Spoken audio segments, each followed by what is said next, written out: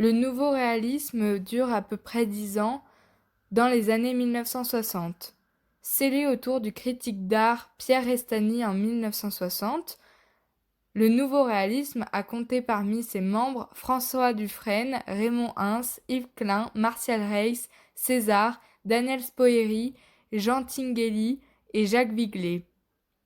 En reprenant l'appellation de réalisme, il se réfère au mouvement artistique et littéraire né au XIXe siècle qui voulait décrire, sans la magnifier, une réalité banale et quotidienne.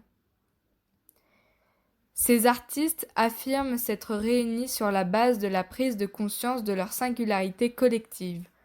Malgré la diversité de leur langage plastique, ils perçoivent un lieu commun à leur travail, à savoir une méthode d'appropriation directe du réel, laquelle équivaut, pour reprendre les termes de Pierre Restany, à un recyclage poétique du réel urbain, industriel, publicitaire.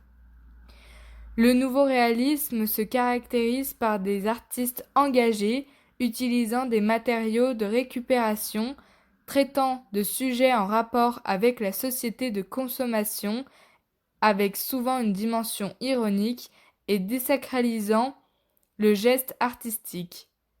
Il s'incarne aussi à travers des performances, non sans une certaine violence, comme par exemple les colères d'Armand ou les tirs de Niki de Saint-Phal.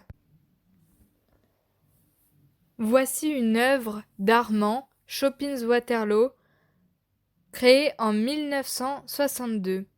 Cette œuvre est le résultat d'une performance au cours de laquelle l'artiste a explosé un piano à coups de masse. Par cette action, Armand malmène le réel, le diffracte, renouvelant le geste cubiste. Repas hongrois de Spoerri est un tableau-piège. À l'issue d'un véritable repas organisé par l'artiste dans une galerie parisienne, les restes ont été collés, piégés par les convives. L'artiste avait demandé à des critiques d'art de faire le service. Ces œuvres sont donc le produit d'une action collective, fixée dans le temps, comme une sorte d'archivage de la convivialité.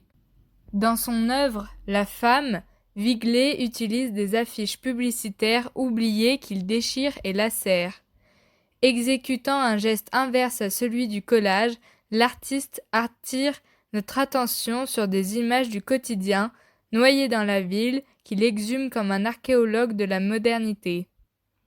Viglet crée des représentations à l'aide d'images qui avaient une vocation communicative ou propagandiste, Created using Powtoon.